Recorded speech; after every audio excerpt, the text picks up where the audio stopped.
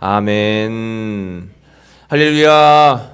하나님의 은혜가 오늘도 귀한 주일 12월을 맞이하는 첫째 주 주님의 성전에서 예배드린 여러분 모두와 함께 하시기를 간절히 축복합니다. 우리 옆에 분들하고 인사할게요. 사랑합니다. 축복합니다. 사랑합니다. 축복합니다. 사랑합니다. 축복합니다.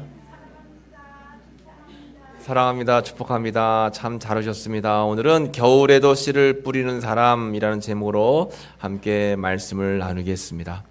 여러분, 이제 어느새 11월까지도 다 보내고 올 한 해 맨 마지막인 이제 12월 달을 맞게 됐습니다. 달력도 12장 가운데 어느새 11장이 뜯겨져 나갔어요. 이제 한 달만 있으면 여러분 또 원치 않으셔도 한 살을 더 잡수시게 됩니다. 네, 흘러가는 세월을 어떻게 할 수가 없는 것 같아요. 그럼에도 불구하고 우리는 무조건 모든 일에 다 하나님께 뭐 하자 그랬죠? 감사하고 또 긍정적으로 생각하자 했습니다. 한번 따라해 보겠습니다. 긍정, 감사. 그렇습니다, 여러분. 긍정적으로 감사하며 사시고 계시죠? 네, 모든 것이 다 하나님의 은혜이기 때문에 하나님의 은혜 가운데 사시는 분들은 긍정적으로 바라보고 긍정적으로 바라보게 되면 감사의 마음이 생겨요. 그러면 우리가 행복하게 되고 마음 가운데 은혜가 충만한 것입니다. 한번 따라해 보겠습니다. 모든 것이 은혜입니다. 그래요. 모든 것이 은혜입니다. 여기까지 살아온 세월 매일매일 하루하루가 우리에겐 모두가 다 은혜예요. 살다 보면 고난도 닥치고 또 환난도 겪게 되고 건강의 어려움도 맞게 되지만 그것도 다 내가 할 것이 아니라 누가 하시는 일이에요?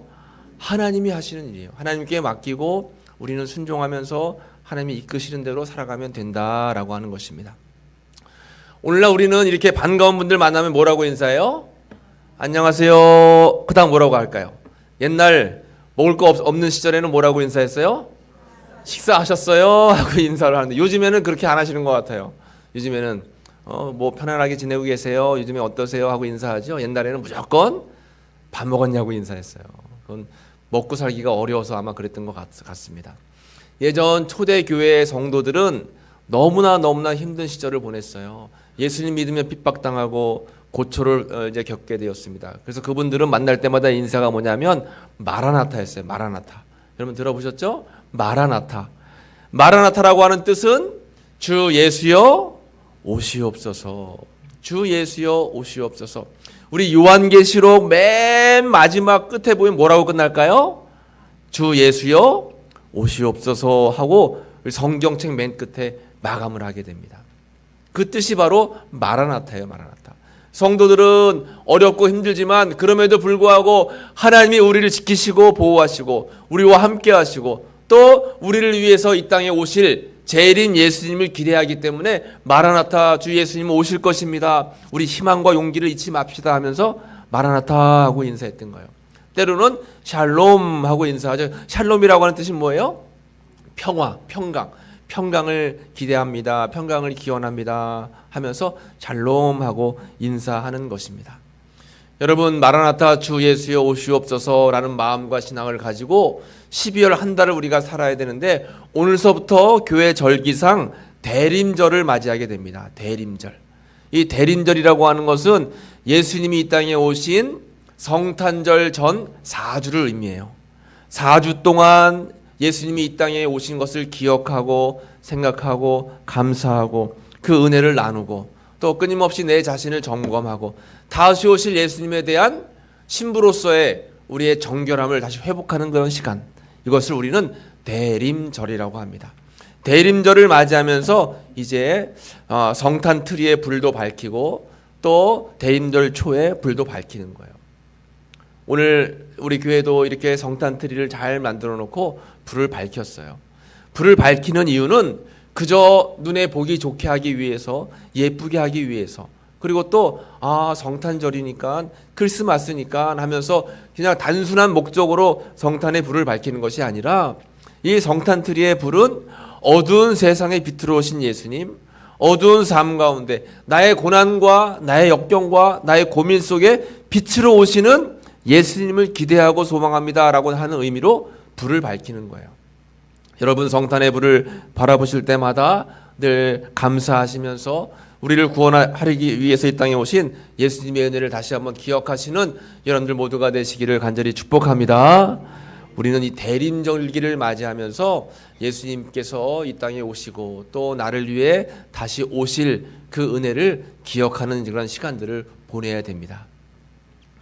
여러분, 끝나지 않은 겨울이라는 책에 이제 담겨져 있는 내용 가운데 하나예요. 어느 나이 많은 어머니, 할머니가 이제 병이 드셨어요. 병원에 입원을 했습니다. 그런데 병이 굉장히 중해졌어요. 의사 선생님이 이야기했습니다. 어머님, 병이 너무 중해서 3달밖에는 더 이상 사시지 못할 것 같아요. 마음의 준비를 하세요. 하고 이렇게 의사 선생님이 이야기를 한 거예요. 그 말을 들은 이 어머니가 마음에 굉장한 부담감을 느꼈습니다. 그리고는 자녀들을 다 모은 거예요. 모으고 이렇게 말씀하셨습니다. 얘들아, 나는 의사 선생님이 3달밖에는 살지 못한다라고 말씀하셨어. 지금이 이제 겨울이 막 시작이니까 겨울이 끝나면 아마 내가 너희들과 헤어질 것 같다. 그러니까 그동안 잘 지내자 하고 이제 자녀들에게 이야기를 한 거예요. 그래서 이 자녀들이 모여서 어떻게 하면 우리 어머니를 이렇게 조금 마음의 위안과 평안을 드릴 수 있을까라고 고민하다가 한 가지 작전을 세웠습니다. 그거 뭐냐면 그 병실에 있는 달력을 다 뗐어요. 그리고 어머니를 뵈러 가는데 12월, 1월, 3월, 4월, 5월 돼도 계속 병실 들어갈 때는 겨울 파카를 입고 들어간 거예요. 두꺼운 옷을 입고 들어갔습니다. 4월달이 됐어요. 이제 어머니가 의사 선생님 말한 대로 하면 돌아가실 날짜가 됐습니다. 그런데 두꺼운 겨울옷을 입고 딸이 들어갔어요. 엄마, 밖에 너무 추워요. 눈이 너무 많이 왔어요. 그러니까 이 어머니가 아직도 겨울이니? 죽을 때가 된 것도 같은데 아니요. 밖에 눈이 많이 와서 너무 추워요. 일부러 냉장고에 손을 이렇게 얼린 다음에 가가지고 엄마 손을 잡는 거예요. 엄마, 내 손이 밖에 추위 때문에 얼었어요. 그러니까 이 어머니가 딸 손을 딱 잡고 아직도 겨울이구나. 내가 아직 죽을 때가 안 됐구나 하고 또 계시는 거예요. 5월이 되고 6월이 되고 7월이 되고 여름이 다가오는데도 여전히 우리 자녀들은 아들이 또 겨울 파카를 입고 들어가서 어머니, 밖에 미끄러워가지고 자동차 운전하고 오는데 너무 고생했어요, 어머니. 그러니까 또 어머니가 아직도 겨울이야? 야, 아직도 내가 죽을 때가 안 됐구나 하고는 1년을 더 사셨다는 겁니다. 마음에 희망을 잃지 않는 게 이렇게 소중한 거예요. 마음에 소망을 품고 살아가는 것이 이렇게 귀한 겁니다. 긍정적으로 생각하고 감사하면서 우리를 구원하기 위해 이 땅에 오신 예수님의 구원의 빛을 바라보고 또 영원히 우리와 함께 하실 주님의 은혜를 생각하면서 우리가 살아간다라면 세상이 그렇게 어둡거나 슬프지만은 않을 거예요. 사람은 살다 보면 누구나가 다 힘든 일을 겪게 되어 있습니다. 그것을 우리는 겨울이라고 해요. 겨울. 봄, 여름, 가을, 겨울이 있지만 물론 겨울을 좋아하시는 분들도 많이 있지만 우리가 흔히 이야기할 때 삶의 고난을 겪으면 계절의 겨울을 만났다라고 이야기하시는 분들이 많이 계십니다. 우리가 삶의 겨울을 만날 때가 때로는 있어요. 삶의 고난을 겪을 때가 때로는 있습니다. 마음먹은 대로 일이 풀려지지 않을 때가 굉장히 많아요. 그럼에도 불구하고 오늘 본문의 제목처럼 겨울에도 씨를 뿌리는 사람이 있어요. 원래는 씨를 언제 뿌리는 거예요? 봄에 뿌리잖아요. 때로는 여름에 뿌려요.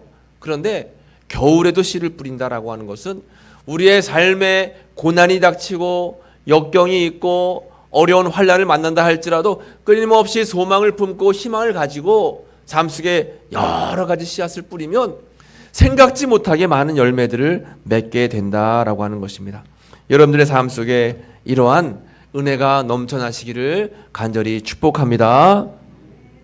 오래전에 이제 뉴스에서 교통사고에 관련된 그런 뉴스가 방영이 되었습니다. 이분이 이제 음식점에 배달하는 그러한 이제 배달 일을 하고 계셨는데 그날도 열심히 일을 하시다가 배달하다가 그만 버스가 신호 위반을 하는 바람에 꽝 부딪혀가지고 이제 병원에 실려갔어요. 한 달간을 사경을 헤매다가 결국에는 죽음을 맞게 됐습니다. 이분의 이름은 김유수라고 하는 분이에요. 김유수. 그런데 이분이 살아온 과거를 보니까 굉장히 놀라웠습니다. 나이는 53세예요. 가정도 없고 결혼도 하지 않았고, 결혼을 하지 않았기 때문에 자녀도 없고, 부모도 없고 친척도 없고, 공부를 하지 못했습니다. 일찍이 이제 음식점에 취직을 해가지고 한 달에 70만 원을 받으면서 배달 일을 했던 것입니다. 인생의 겨울, 끊임없는 겨울을 맞고 있던 그런 사람이었어요. 그런데 죽음을 당하고 나서 이 사람의 삶을 돌아보니까 한 달에 70만 원 받는 월급을 가지고 매달 10만 원씩 소년 소녀를 위해서 불이웃 돕기에 늘 기부를 했어요.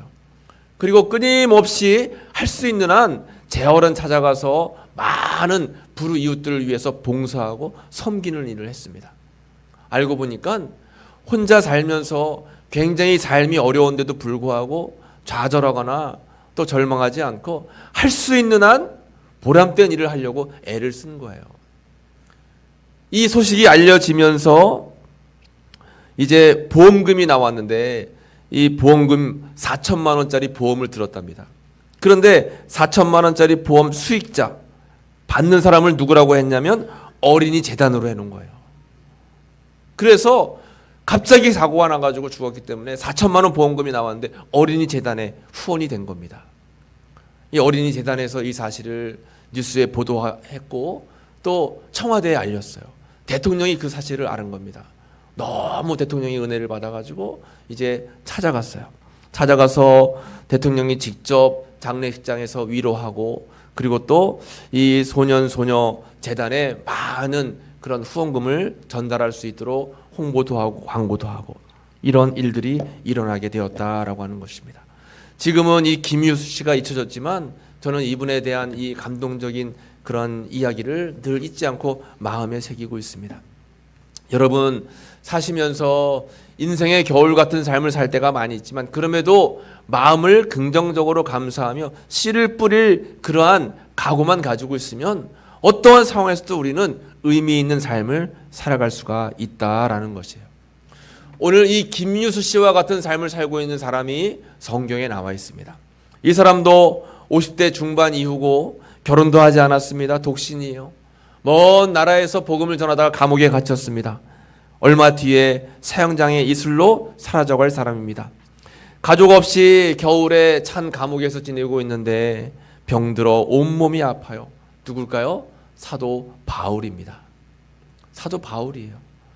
이 사도 바울은 굉장히 고난을 많이 겪은 사람입니다. 큰 어려움 속에 있었던 사람이에요. 그런데 이분은 감옥에 있으면서 늘 항상 외치는 게 뭐예요? 항상 뭐래요? 기뻐하라, 쉬지 말고 기도하라, 범사에 감사해라. 이것이 하나님의 뜻이니라 했어요. 감옥에 갇혀 있는데 감사할 게 뭐가 있어요? 감옥에 갇혀 있는데 기뻐할 게 뭐가 있어요? 삶 속에 병 들어가지고 늘 앓고 있는데 뭐가 행복할까요? 그런데 이 사도 바울은 입만 열면 감사합니다. 입만 열면 기뻐합니다. 주님 앞에 영광 올려드립니다. 이렇게 고백을 하고 있는 거예요. 인생의 겨울에도 씨를 뿌리는 사람입니다. 그래서 감옥에 있었지만 이 사도 바울은 정말 놀라운 기적적인 하나님의 은혜를 경험하게 되고 또 인류의 복음을 전파하는 선교사로서의 사명을 감당하게 됐습니다. 지금도 전 세계에 많은 선교사님들이 선교의 사명을 감당하고 있는데 이 사도 바울이 선교사 1호예요. 1호. 그는 3차에 걸쳐가지고 유럽 지역을 다 전도했죠. 어쩌면 이 사도 바울의 전도의 씨앗이 퍼지고 퍼져서 아시아 대륙, 대한민국, 조선, 우리 우성 땅까지 와서 우리가 구원받는 은혜를 겪게 되었는지 모릅니다. 그러니까 우리는 이 은혜에 늘 항상 감사해야 되죠. 지금도 여러분 인생의 겨울 같은 고난 속에 있어도 전 세계에서 복음의 씨앗을 뿌리는 성도들이 얼마나 많아요. 얼마나 많습니까? 제가 지난번에 인도에 다녀오면서 그 인도에 교회를 건축하고 또 학교를 새로 짓는다라고 하는 그런 말씀을 드렸잖아요. 그 예전에 대나무로 지은 몇 평 안 되는 그 옛 교회 건물을 리모델링 해가지고 학교를 이제 세우려고 계획 세웠다 했잖아요. 그래서 100만 원이 필요하다 했는데 그 사실을 선교사님이 인터넷에 올렸어요. 우리 교회도 이제 장로님 권사님 네 분이 100만 원 헌금하셨는데 여러분들이 100만 원을 보내고 100만 원 보내고 100만 원 보내서 현재 4천만 원이 됐어요. 그래가지고 그 옛 대나무 교회를 리모델링 했던 계획을 취소하고 그 대나무 교회는 심야기도 철야기도하는 기도처소로 만들고 그 옆에 넓은 부지를 사가지고 아주 큰 제대로 된 학교를 짓기로 했습니다. 그래서 100만 원씩 헌금하신 분들 이름으로 교실을 한 칸씩 하는 거예요. 우리 장로님, 권사님 헌금하셨는데 이름으로 교실 한 칸을 짓게 되는 거예요. 얼마나 감사한 일입니까, 여러분? 이런 일들이 인생의 겨울 같은 삶을 살고 있어도 내가 할 수 있는 한 최선을 다해서 헌신하면 놀라운 하나님의 기적적인 일들이 우리의 삶 가운데 일어난다라고 하는 것입니다. 김유수 씨나 사도 바울과 같이 여러분 삶 속에 어려움을 겪는다 할지라도 희망을 가지고 주님을 바라보면 놀라운 은혜가 임하게 되는 줄로 믿습니다. 오늘 겨울에도 씨를 뿌리는 사람 4가지의 말씀의 제목을 함께 나누고 기도하려고 합니다. 먼저는 환경의 겨울에도 씨를 뿌리는 사람입니다. 한번 따라해 보겠습니다. 환경의 겨울. 그렇습니다. 환경의 겨울을 맞는 분들이 계세요. 지금 사도 바울은 어디에 갇혀 있어요? 감옥에 갇혀 있어요. 감옥이라고 하는 환경의 겨울입니다. 그럼에도 불구하고 이 사도 바울은 씨를 뿌리는 삶을 살았다라고 하는 거예요. 여러분, 감옥이라는 곳이 얼마나 어렵습니까? 여러분, 감옥 가보셨어요? 안 가보셨죠? 저는 감옥 안에는 못 들어가보고 밖에 이제 면회를 여러 번 가봤는데 감옥이 얼마나 어려워요, 여러분. 얼마나 힘듭니까? 참 어렵죠. 제가 얘기 들어보니까 우리 우성교회도 예전에 그 교도소 선교 하셨다고 하더라고요. 교도소 선교. 이 감옥이라고 하는 것은 환경적으로도 어렵지만 어딘가에 갇혀서 내 마음대로 활동할 수 없다라고 하는 그런 환경 자체가 우리의 삶을 짓누르게 됩니다. 그런데 지금 감옥이라고 하는 환경에 사도 바울이 갇혀 있는데 뭐라고 선포하냐면 오늘 본문 4장 9절에 너는 어서 속히 내게로 오라. 지금 디모데에게 이야기하고 있는 거예요. 디모데야, 너는 어서 속히 내게로 와라. 대만은 이 세상을 사랑하여 나를 버리고 데살로니가로 갔고 또 그레스게는 갈라디아로 디도는 달마디아로 갔고 그리고 누가만 나와 함께 있느니라. 내가 올 때 마가를 데리고 오라. 그가 나의 일에 유익하니라. 지금 누구를 데려오라고 하고 있어요? 마가를 데려오라고 합니다. 사실 마가를 데려오라 하는 이유가 있습니다. 왜냐하면 마가의 문제 때문에 20년 전에 가장 친했던 동료와 엄청난 큰 싸움을 벌였어요. 그것은 바나바라고 하는 사람이었습니다. 이 바울과 바나바는 단짝이었어요. 여러분, 선교는 혼자 하면 굉장히 어렵습니다. 전도도 마찬가지예요. 기본적으로 전도는 2인 1조. 한 명이 가면 영적으로 어려움을 겪을 수 있어요. 꼭 2인 1조로 가게 되는데 선교도 꼭 2명이 같이 붙어서 가는데 이 바울에게는 가장 큰 단짝이 바나바라고 하는 사람이었습니다. 그런데 1차 전도 여행에 바울과 바나바는 너무나 잘 이제 전도를 했어요. 근데 그때 마가라고 하는 사람이 같이 있었어요. 근데 마가가 전도를 하다가 너무 힘드니까 집으로 돌아가 버렸어요. 저는 집에 갈 거예요. 너무 힘들어서 도저히 선교 감당할 수 없습니다 하고 마가가 집으로 돌아가 버렸어요. 그래서 이 바울은 마가에 대해서 굉장히 실망을 했어요. 2차 전도여행을 가는데 바나바가 마가를 데려가자는 겁니다.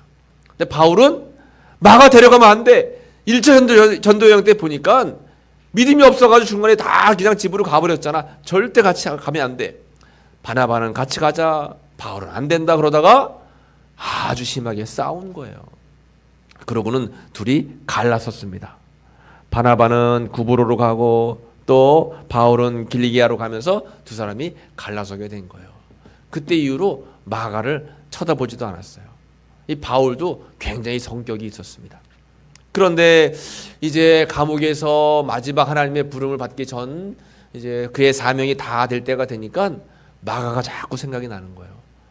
내가 그때 마가로 인해서 바나바와 다투기도 하고 마가하고 관계가 굉장히 안 좋았는데 화해해야지 하면서 이제 마가를 자기에게 데려오라고 이야기하는 겁니다. 여러분, 우리 삶 속에 늘 항상 마음에 걸리는 사람들, 야, 그 사람하고 관계가 빨리 회복돼야 되는데 하는 그런 분들이 아마 계실 거예요. 그러면 뭐뭐 때문에 안 돼 하지 마시고, 그래, 뭐뭐 덕분에 여기까지 왔지, 뭐뭐 덕분에 화해해야 되겠다 하면서 여러분 화해의 손길을 내미시기를 간절히 축복합니다. 지금 이 바울은 환경의 겨울을 맞고 있지만 무언가 풀리지 않고 무언가 마음에 굉장한 짐으로 남아있던 것, 바로 마가와의 화해를 지금 시도하고 있는 거예요. 그래서 환경의 겨울에도 씨를 뿌리는 것이죠. 여러분 혹여나 꼭 마음속에 저 사람하고의 관계는 내가 꼭 풀어야 되겠다 하면 그 사람이 다가올 때까지 기다리지 마시고 여러분 마음을 굳게 잡으시고 내가 먼저 손 내미세요. 손 내미셔서 화해하시고 다 푸시면 아마 상대방도 아유 미안해 내가 먼저 하려고 했는데 못했어 하면서 아마 푸실 거예요. 그러면 하나님께서 주시는 귀한 열매들을 맺게 되는 줄로 믿습니다. 두 번째는 사도 바울은 건강의 겨울에도 씨를 뿌리는 사람이었습니다. 한번 따라해 보겠습니다. 건강의 겨울. 여러분 살다 보면 건강의 겨울을 맞을 때가 있어요. 지금도 아마 이 자리에 앉아 계신 모든 분들 여기도 아프고 저기도 아프고 여기저기 아마 좀 어려운 가운데 계신 분들이 있을 겁니다. 사람이라면 다 건강이 이렇게 약한 부분들이 있는 거죠. 그런데 사도 바울은 그 정도가 굉장히 심했습니다. 굉장히 심했어요. 오늘 본문에 보면 13절 말씀에 내가 올 때에 내가 드로아 가부의 집에 둔 겉옷을 가지고 와라 했어요. 겉옷. 웬만하면 사도 바울이 누구에게 부탁하거나 특별히 옷을 갖다 달라고 하는 것은 성경에 여기밖에 없습니다. 그가 감옥에서 몸이 굉장히 안 좋았던 거예요. 그래서 몸을 보호할 겉옷을 가져오라라고 부탁을 하고 있는 장면입니다. 바울에게는 육체의 가시가 굉장히 심했습니다. 다양한 병들이 있었어요. 허리는 굽었죠. 거기에 간질이 있었어요. 눈에서는 맨날 고름이 나왔어요. 앞이 잘 보이지 않는 안질을 가지고 있었습니다. 그리고 온몸이 두드러기 피부병도 가지고 있었어요.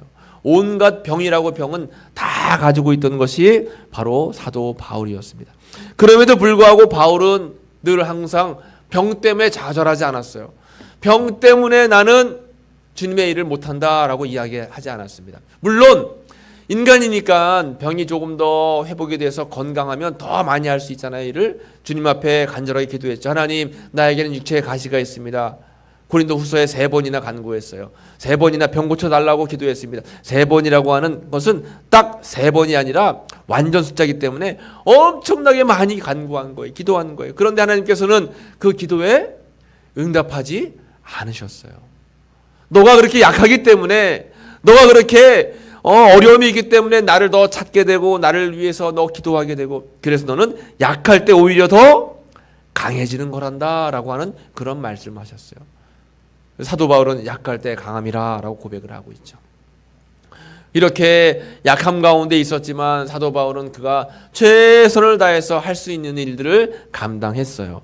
그래서 올 때 그가 고백하기를 겉옷을 가지고 오고 또 함께 더불어서 성경을 가지고 와라. 특별히 가죽 종이에 쓴 것을 가져오라 이렇게 말씀하고 있습니다. 가죽 종이에 쓴 것은 성경책을 의미하는 거예요. 왜냐하면 그곳에서 성경을 읽고 감옥에서 성경을 읽으면서 감옥 안에 있는 사람들에게 주의 복음을 전하기 위해서 그런 겁니다. 그래서 중요한 것 겉옷 그리고 가죽 성경 복음을 전했어요. 감옥 안에서 함께 갇힌 사람들에게 끊임없이 날마다 복음을 전해서 그곳에서도 하나님께서 주시는 은혜를 누릴 수가 있었다라고 하는 것입니다.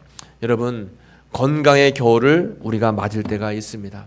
그러나 절대로 좌절하지 마시기 바랍니다. 생명의 주관자는 누구예요?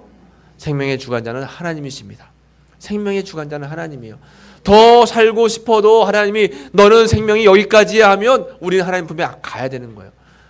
그런데 이 어려운 세상 나는 이제 하나님 그만두고 싶습니다. 아무리 고백해도 하나님께서 아니야 아직도 해야 할 일이 있어. 아직도 기도해야 할 제목이 있어 하면 우리의 생명이 연장되는 거예요.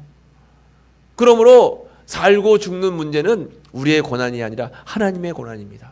주님께 맡기고 우리는 주어진 데에서 감사하면서 씨를 뿌려야 되는 거예요. 건강의 겨울에도 씨를 뿌리시는 여러분들 되시기를 간절히 축복합니다. 세 번째는 나이의 겨울에도 씨를 뿌리는 거예요. 한번 따라해 보겠습니다. 나이의 겨울. 나이의 겨울을 맞을 때가 있죠. 여러분들은 나이의 계절이 어느 계절을 맡고 계세요? 겨울을 맡고 계십니까? 네, 몰라요. 하나님께서 언제 어떻게 하실지 모릅니다. 어쨌든 나이에도 계절이 있어요. 그런데 내 나이가 몇 살인데 이렇게 해야 되나, 이렇게 내 나이가 몇 살인데 아직도 이렇게 해야 되나 하는 분들이 계세요. 그런데 여러분, 예수님의 나이, 하나님의 나이는 몇 살일까요? 하나님의 나이는 영원살입니다. 영원살. 셀 수가 없어요. 그런데도 오늘 새벽에 말씀 나눴는데 하나님의 열심이 있어요. 우리를 위한 하나님의 열심은 끝이 없다라고 했습니다. 하나님은 지금도 일하고 계세요. 영원세이신데. 우리도 마찬가지입니다, 여러분. 우리가 나이가 많이 드셨다고 해도 나이의 겨울을 맞았다라고 해서 여러분 주저앉으시면 안 돼요. 할 수 있는 데까지 하시는 거예요. 우리 김장할 때도 우리 권사님들 그냥 장정같이 막 열심히 잘하셨어요. 아유, 권사님 어떻게 이렇게 하세요? 아유, 할 수 있어요. 할 수 있어요. 맞아요, 여러분. 뭐든지 할 수 있습니다. 그런 긍정적인 마음을 가지고 살아가시면 하나님께서 힘과 은혜를 주시는 줄로 믿습니다. 사도 바울은 50 중반을 겪고 있었어요. 여러분, 50 중반이라고 하면 우리나라로 따지면 굉장히 젊은 나이지만, 어린 나이지만 이 성경이 쓰여질 당시는 이제 굉장히 나이가 많은 편이었어요. 사도 바울은 50 중반을 겪으면서 굉장히 나이가 많은 그런 사람들 가운데 한 명이었습니다. 그럼에도 불구하고 그는 나이를 따지지 않았어요. 굉장히 열심히 최선을 다했습니다. 모세도 언제요? 모세도 80세에 하나님께서 모세를 불러주셔서 이스라엘을 구원하는 그러한 구원자로 쓰임받게 하셨고, 또 아브라함은 100살의 나이에 이제 아들을 낳고 하나님의 역사를 이루었어요. 여러분, 달력 나이가 있고 사명 나이가 있습니다. 우리 예수 믿는 사람들은 달력 나이로 사는 것이 아니라 무슨 나이로 사시는 거예요? 사명 나이로 사시는 거예요. 내 나이가 몇 세인데 뭐 그런 거 하지 마시고, 나는 주님께서 주신 사명 가지고 나아갑니다. 사명 나이를 여러분 기억하시면서 나이의 겨울에도 주님을 위해서 열심히 최선을 다해 살아가시는 여러분들 되시기를 간절히 축복합니다. 마지막으로 네 번째는 인간관계의 겨울에도 씨를 뿌리는 사람이에요. 한번 따라해 보겠습니다. 인간관계의 겨울.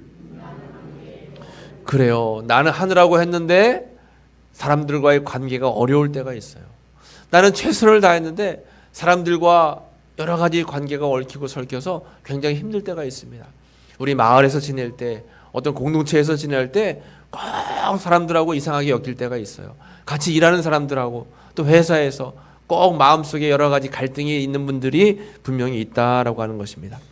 오늘 바울도 그래요. 본문에 보면 데마는 이 세상을 사랑하여 나를 버리고 데살로니가 갔어요. 또 그레스게는 갈라디아로, 디도는 달마디아로 갔습니다. 누가만 나와 함께 있는 거예요. 다른 사람들은 다 떠나갔어요. 감옥에 있다고 해서 떠나갔는지, 아니면 사도 바울이 병들어서 떠나갔는지, 어쨌든 사도 바울의 곁에 있던 사람들이 다 떠나갔어요. 그리고는 지금 누가 한 사람만 있는 것입니다. 다행히 누가의 그 직업은 의사였어요. 의사. 그래서 조금 더 건강할 수 있도록 옆에서 사도 바울을 잘 도와주긴 했지만, 한편으로는 사도 바울에게 좋은 동료들이 떠나간 것이 마음 한편에 굉장히 부담이 되었습니다. 그럼에도 불구하고 인간관계의 겨울에 있어서도 끊임없이 사도 바울은 씨를 뿌리는 삶을 살아갔다라고 하는 것입니다. 여러분들도 살다 보면 이 사람과의 관계가 어려울 때가 있어요. 그럴 때 너무 거기에 여러분 집착하셔가지고 힘들어하지 마시고 주님께 맡기며 기도해서 내가 할 만큼 노력을 하는데 해도 안 되는 경우는 어떻게 하겠어요? 그냥 내버려 두시면서 기도만 하시는 거예요. 주님께서 관계가 회복될 수 있도록 인도해 달라고, 또 주님께서 관계를 또 다 잘 될 수 있도록 인도해 달라고 하나님께 기도하면 주님께서 관계를 다 해결해 주실 줄로 믿습니다. 이렇게 인간관계의 겨울을 만든다 할지라도 여러분, 우리는 씨를 뿌리는 거예요. 무슨 씨를 뿌리는가? 축복의 씨, 복음의 씨를 뿌리는 거예요. 한번 따라해 보겠습니다. 축복의 씨앗, 복음의 씨앗, 이 씨앗이 중요한 거예요, 여러분. 하나님이 부르시는 그날까지 축복의 씨앗, 사랑합니다, 축복합니다. 아, 너무 하나님께서 당신을 사랑하세요. 자꾸 축복하는 거예요. 축복하는 겁니다. 우리 자녀들을 위해서도 축복하시기 바랍니다. 전화하시면서 이 궁상, 지지리 궁상 못 살겠어. 그런 말씀하지 마시고 나는 너 때문에 산다. 나는 너를 축복한다. 나는 날마다 너를 위해서 기도하고 있어. 여러분 축복의 씨앗을 뿌리시고 또 할 수 있는 한 여러분들이 믿은 여러분들을 너무 사랑하시는 하나님을 전하는 거예요. 여러분 복음을 전하는 것, 전도라고 하는 건 너무 어렵게 생각하지 마세요. 예수 안 믿으면 큰일 나. 지옥 갈 거야? 그러면 이것을 듣는 사람들은 부담스러워요. 야, 나를 지옥으로 보내려고 저러나 저 사람이? 하면서 부담스러울 수 있습니다. 전도는 그렇게 하시는 게 아니라 야, 나는 하나님을 믿고 교회 갔더니 너무 좋아. 이렇게 살다 보면 너무 피곤한데 교회만 가면 막 행복해 하면서 이렇게 하나님을 믿는 거에 대한 내 자신의 기쁨을 전하면 믿지 않는 사람 들으면서 에이 뭘 그래 그러면서 속으로는 나도 한번 다녀봐, 나도 한번 기쁨을 누려봐, 이런 마음을 갖게 되는 거예요. 이게 복음의 씨앗입니다, 여러분. 복음의 씨앗이요.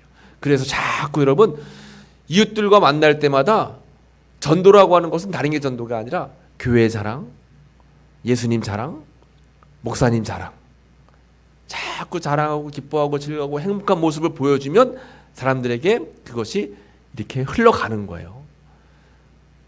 선한 영향력이 흘러가는 겁니다.